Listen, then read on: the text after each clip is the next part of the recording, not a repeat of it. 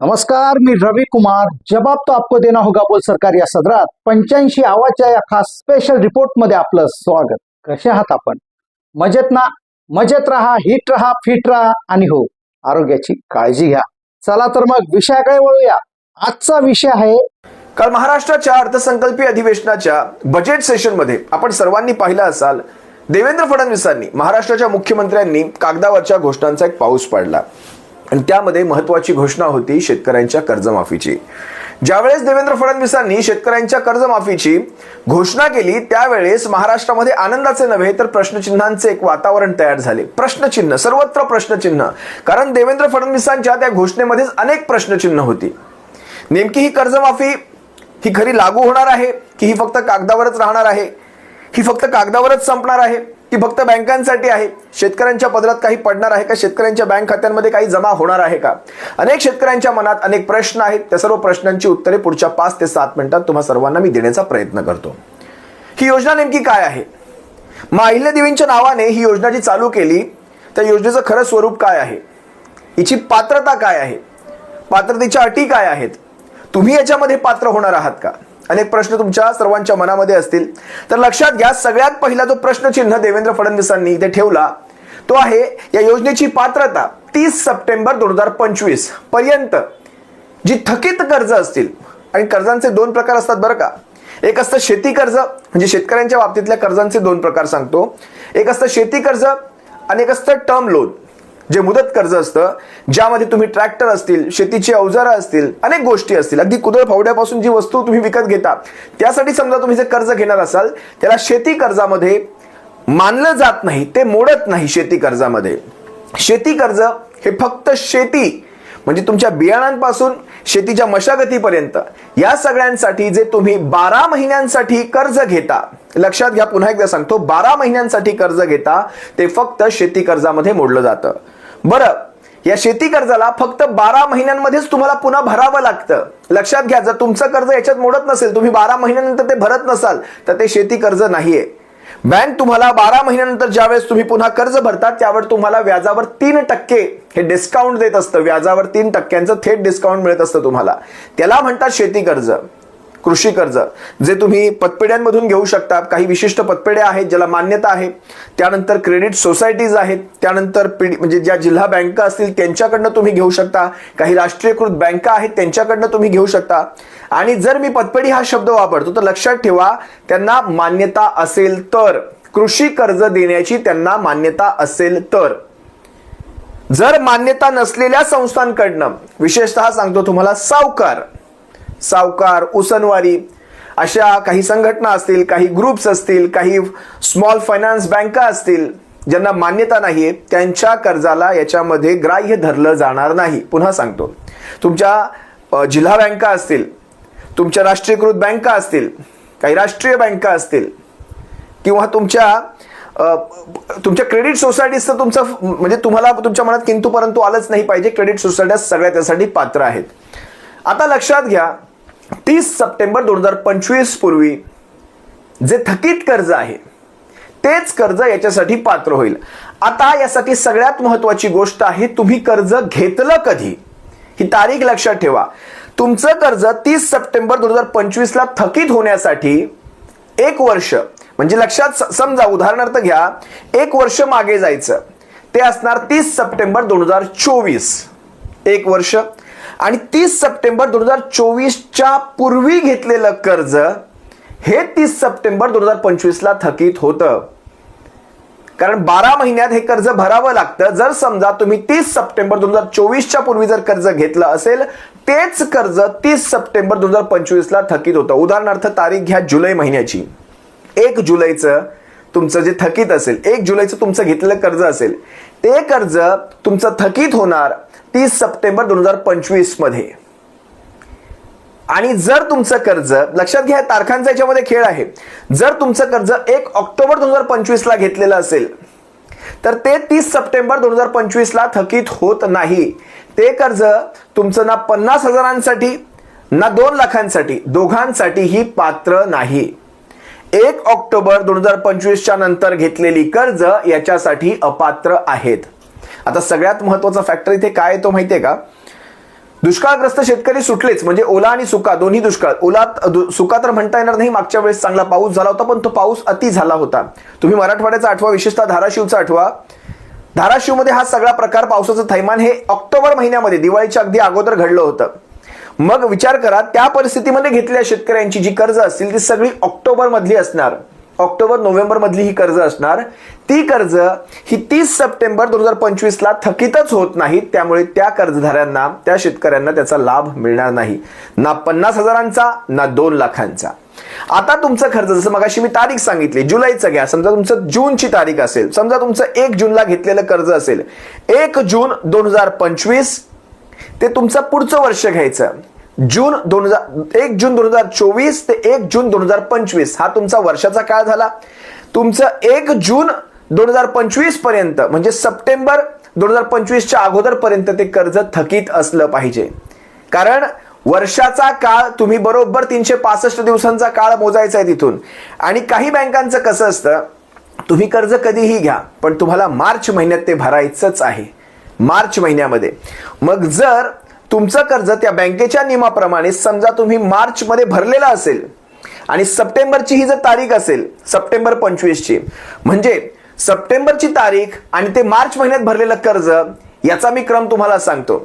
जर तुम्ही ते कर्ज मार्च महिन्यामध्ये भरलेलं असेल तर सप्टेंबरच्या त्या 50,000साठी तुम्ही पात्र होऊ शकता. तुम्ही 2 लाखांसाठी पात्र नाही, कारण मार्च नंतर तुमचं कर्ज रिन्यू झालेलं असणार. रिन्यू होऊन तुमचं ते नवीन कर्जामध्ये मोडणार आणि त्यानंतर तुम्ही, म्हणजे नियमित कर्ज भरलेल्यांमध्ये तुमची गणती होणार आणि तुम्ही फक्त 50,000साठी पात्र राहणार. तुम्ही म्हणू नका की मी मार्च नंतर माझा रिन्यू झालेला आहे, पण मार्च हा सप्टेंबर 2025च्या अगोदरचा महिना आहे, त्यामुळे मी 2 लाखांसाठी पात्र होतो. असं अजिबात घडणार नाही. पुन्हा सांगतो, तारखांचा खेळ आहे याच्यामध्ये. त्यामुळे ज्यांना संपूर्ण 2 लाखांचा फायदा होणार आहे त्यांचं गणित मी तुम्हाला पुन्हा सांगतो. तुमचं कर्ज सप्टेंबर 2025च्या अगोदरचं थकीत, म्हणजे तुमच्या कर्जाची ही तारीख ही सप्टेंबर 2024च्या अगोदरची असायला हवी. मग तो महिना सप्टेंबर 2024च्या अगोदरचा ऑगस्ट असेल, जुलै असेल, जून असेल, मे असेल, मार्च असेल, एप्रिल असेल, जानेवारी पर्यंत कधी पण चालू शकतो, पण 2024चं ते असायला हवं. तुम्ही 1 ऑक्टोबरच्या नंतर, 1 ऑक्टोबर 2025च्या नंतरचे असाल, तुमचं कर्ज दोघांसाठीही अपात्र ठरतं. पुन्हा सांगतो. आता याच्यामध्ये सगळ्यात महत्वाची गोष्ट अशी आहे की जे नियमित कर्ज भरतात, जे शेतकरी नियमित कर्ज भरतात त्यांच्यासाठी 50,000चं प्रोत्साहनपर अनुदान आहे. म्हणजे प्रोत्साहन कशासाठी? नियमित भरण्यासाठी. पण विचार करा, जर तुम्ही दोन्ही बाजूने विचार कराल तर 50,000चं जे अनुदान आहे ते तुम्हाला नियमित भरण्यासाठी, पण जर तुम्ही अनियमितता केली तर तुम्हाला 2 लाखांचा फायदा मिळतो. मग आपण नेमकं प्रोत्साहन कशाला देताय? आज जर शेतकऱ्याने इकडून तिकडून पोटाला चिमटे काढून ते कर्ज भरलं तर त्याला मिळणार किती? 50,000चं प्रोत्साहन. पण जर त्याने ते कर्ज भरलं नसतं, त्याला किती मिळाले असते? 2 लाख. म्हणजे भविष्यामध्ये शेतकऱ्यांनी बँकांना कर्ज भरू नये अशा प्रकारची एक मानसिकता हे सरकार करू पाहत आहे का? कमीत कमी जे झालं ते झालं, आता तुम्ही एवढा पैसा वाटप करतच आहात, असाही तुम्हाला पायाभूत सुविधांसाठी त्याच्या नावाखाली तुम्ही शून्य आहात, तुम्हाला असाही सगळे पैसा वाटप करायचं, मग शेतकऱ्यांच्याच बाबतीत हात आखडता का घेताय? शेतकरी जे नियमित कर्ज भरत आहेत त्यांच्यासाठी सुद्धा हा आकडा 2 लाखांचा असायला हवा. खरं तर ही शेतकऱ्यांची मागणी आहे की ज्यांनी सर्व इकडून तिकडून पैसे उसनवारी आणून जर कर्ज भरलेलं असेल तर त्यांना 50,000 का? आता आणखी एक महत्वाची गोष्ट सांगतो, लक्षात घ्या. जे शेतकरी 1 ऑक्टोबर, बघा तारीख लक्षात घ्या, जे शेतकरी 1 ऑक्टोबर 2025च्या नंतरचे असतील, 1 ऑक्टोबर 2025च्या नंतरचे. आता तुम्ही म्हणाल की आम्ही हे नवीन कर्ज घेतलेलं आहे, सप्टेंबरला आमचं कर्ज संपलं समजा आणि 1 ऑक्टोबर 2025 तेही शेतकरी ना, आता ती तारीख तर तुमची सप्टेंबर 25ची आहे, पण तेही शेतकरी 50,000साठी सुद्धा अपात्र आहेत. तुमचं रिन्युअल झालेलं आहे आणि प्रत्येक वेळेसचं रिन्युअल हे नवीन कर्ज समजलं जातं, त्या वर्षीचं नवीन कर्ज समजलं जातं, ते फ्रेश कर्ज असतं. जरी तुम्ही म्हणत असाल आमचं कर्ज 5 वर्ष 6 वर्ष 10 वर्ष 15 वर्षांपासून आहे, अजिबात नाही. तुम्ही दर 12 महिन्यांनी भरताय. प्रत्येक वेळी घेताना तुम्ही प्रत्येक वेळी आपला 7/12 तिथे जोडता, प्रत्येक वेळी नव्याने आपले विटनेस तिथे ठेवता, नव्याने तुम्ही सह्या करता, नव्याने फॉर्म भरता. प्रत्येक वेळी ते कर्ज नवीन कर्ज म्हणून समजलं जातं. त्यामुळे तुम्ही 1 ऑक्टोबरच्या नंतरचं तुमचं जे कर्ज असेल, विशेषतः धाराशिव मराठवाड्याच्या शेतकऱ्यांसाठी हे माझं सांगणं आहे, तुमचं कर्ज 50,000साठी सुद्धा अपात्र आहे. लक्षात घ्या. सगळा तारखेंचा खेळ आहे. 30 सप्टेंबर 2024च्या पूर्वीचं कर्ज हे तुमचं 30 सप्टेंबर 2025ला थकीत ठरतं. थकीत होण्यासाठी तुमचा वर्षाचा काळ गेल्यानंतरही तुम्ही न भरलं तर ते कर्ज थकीत मानलं जातं. आता लक्षात घ्या, समजा तुम्ही तुमचं कर्ज अगदी समजा तुमचं थकीतचं वर्ष असेल, समजा तुमचं वर्ष संपणार असेल जुलै 2025 आणि त्यावेळेस तुम्ही ते कर्ज भरलात. लक्षात घ्या. आणि सरकारची तारीख आहे सप्टेंबर महिन्याची 30 सप्टेंबर 2025ची, पण तुम्ही जुलैमध्येच कर्ज भरलेलं आहेत तुमच्या थकीतच्या आधी, पण तुमची ती भरल्याची तारीख ही सप्टेंबरच्या अगोदरची आहे, तरी सुद्धा तुम्ही अपात्र. मग तुम्ही कशासाठी पात्र ठरणार? तर तुम्ही 50,000साठी पात्र ठरणार, कारण तुम्ही ते भरलात. भले तुम्ही थकीत झाला होतात, पण थकीत झाल्यानंतर सुद्धा तुम्ही ते भरलात. भरणं म्हणजे तुमचा विषय संपला. तुम्ही फक्त 50,000साठी पात्र राहणार, तेही 30 सप्टेंबरच्या अगोदरच्यांसाठी. पण जर तुमचं ते कर्ज 1 ऑक्टोबरच्या नंतरचं असेल, 1 ऑक्टोबरच्या नंतरचं 2024च्या नंतरचं 1 ऑक्टोबर 2024च्या, तर तुम्ही पात्रच ठरत नाहीत. वर्षाचा कालावधी हा जाऊ द्यावाच लागतो. आता किती कळलं किती नाही कळलं मला माहित नाही, पण समजून घ्यायचा प्रयत्न करा. तुमचं शेवटी फक्त एवढं सांगतो, तुमचं कर्ज हे 365 दिवसापेक्षा जास्तचं असायला हवं आणि तुमचं कर्ज हे सप्टेंबर 2024च्या अगोदरचं असायला हवं. एवढं जरी तुम्हाला कळालं तरी पुष्कळ आहे.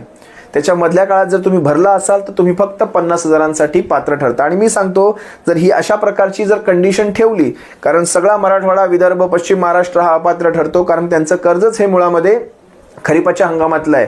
मागच्या वर्षीच्या म्हणजे 2025च्या जूनच्या नंतरची जी कर्ज आहेत ती सगळी अपात्र ठरली. मागच्या वर्षी ज्यांच्या पेरण्या झाल्या जून महिन्यात जुलै महिन्यात ज्या पेरण्या झाल्या त्या सगळ्यांची कर्ज ही एप्रिल मेच्या आसपासची आहेत.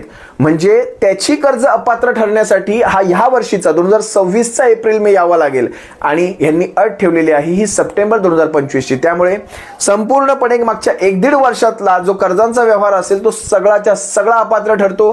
प्रत्येक बँकेत जास्तीत जास्त 20, 22, 25, 30 लोक याच्यासाठी पात्र ठरणार आणि त्यापुढे हा आकडा जाणार नाही. कितीही काही असे ना, शेवटी सरकारने तुम्हाला आकड्यांच्या खेळामध्ये, तारखांच्या खेळामध्ये गुंतवलात. हे सरकारचं काम आहे दाखवायला कर्जमाफी फार मोठी.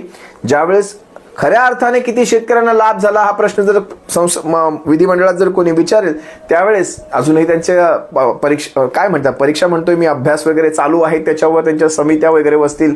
त्यातही अजून जे 10-20 शेतकरी पात्र होतील त्यातही आणखी कित्येक शेतकऱ्यांना अपात्र करण्याचा त्यांचा प्रयत्न राहील. जसं लाडक्या बहिणीमध्ये स्क्रुटिनी चालू आहे भरपूर. मग त्याच्यामध्ये तुमच्या रंगीत टीव्ही येतील, तुमच्या 2 व्हीलर येतील, तुमच्या घरामध्ये वॉशिंग मशीन आहे का आणि तुमच्या घरामध्ये एअर कंडिशन आहे का, या सगळ्या गोष्टी पाहिल्या जातील. त्यानंतर तुमचं पात्रता अपात्रता ही त्या सगळ्यावर ठरेल. हा नंतरचा भाग राहिला. पण लक्षात घ्या, इतक्या साऱ्या अटींनंतर तुम्ही शेतकऱ्यांना पात्रतेच्या अटी ठेवताय. एवढं सगळं करण्यापेक्षा एक गोष्ट मात्र करावी, शेतकऱ्यांना त्यांच्या पिकाला जो हमी भाव आहे, म्हणजे तुम्ही सगळं काही ठरवायचं शेतकऱ्यांच्या अगदी त्यांच्या खताच्या किमतींपासून औषधांच्या किमतींपर्यंत सर्व काही त्यांचं तुम्ही ठरवायचं. अगदी डिझेल पेट्रोलचे रेट, अगदी ट्रॅक्टर्सचे रेट, सगळं काही तुम्ही ठरवायचं आणि फक्त त्यांच्या माल आल्यानंतर त्याच्या पिकाचा भाव त्यांनी ठरवायचा आणि तोही तुम्ही ठरवायचा. तुम्ही ठरवायचं त्यांचा शेतकऱ्याचा माल हा किती किमतीने गेला पाहिजे. म्हणजे रुपयाचा खर्च असेल शेतकऱ्याला फक्त आपल्या मालामध्ये, तर त्याला कमीत कमी ₹1.5 तरी मिळावा, तर जाऊन त्याला 50 पैशाचा एक नफा होईल. पण रुपयाचा खर्च करून जर त्याला 8 मिळत असतील तर समजून घ्यायचं शेतकरी कुठल्या दिशेने चाललाय. हे दरवर्षी तुम्हाला करत राहावं लागणार. तुम्ही शेतकऱ्यांच्या पिकाला हमी भाव द्या. शेतकऱ्यांना तुम्हाला कर्जमाफीची गरज पडणार नाही. तो शेतकरी तुमच्या तिजोऱ्यामध्ये टॅक्स रुपी पैसा टाकेल. एवढंही सांगतो. असो, तुमच्या मनात जर काही प्रश्न असतील, तुम्ही जर शेतकरी असाल आणि